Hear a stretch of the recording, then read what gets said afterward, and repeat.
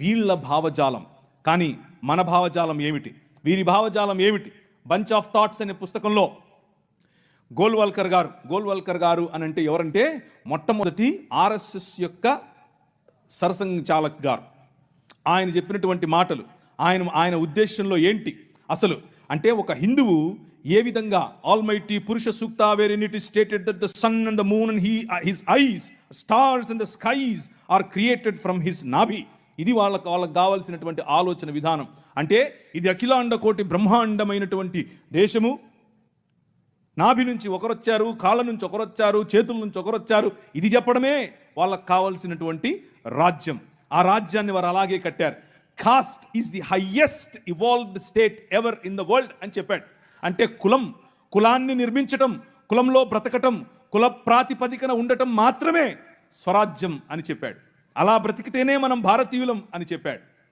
కానీ దాదాపు 20% పైన, దాదాపు 50+20 70% పైన ఉన్నటువంటి ప్రజలు బడుగు బలహీన వర్గాలుగానే మిగిలిపోవాలి.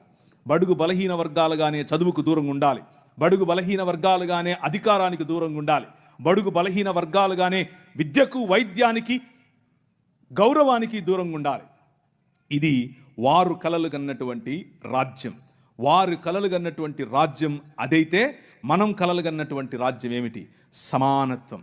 మనం కలలు కన్నటువంటి రాజ్యం ఏమిటి? అందరికీ చదువు. మనం కలలు కన్నటువంటి రాజ్యం ఏమిటి? ఇప్పుడు చెప్తాను కాసేపు ఉంటే.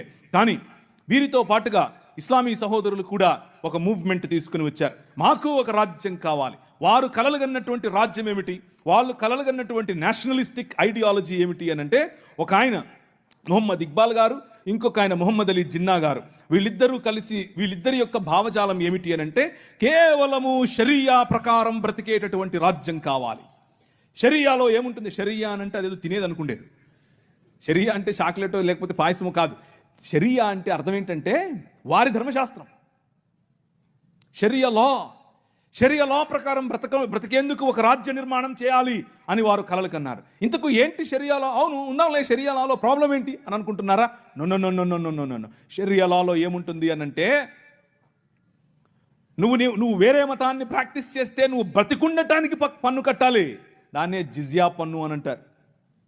నువ్వు బతికుండటానికి పన్ను కట్టాలి. మొదట అస్సలాము అలైకుం అని ఆయన అనడు, నువ్వే అనాలి. అనకపోతే జైలు. నువ్వు రోడ్డు మీద నడుచుకుంటూ వస్తూ ఉంటే అవతల నుంచి మౌలవీ సాబ్ వస్తుంటే నువ్వు కిందికి దిగాలి.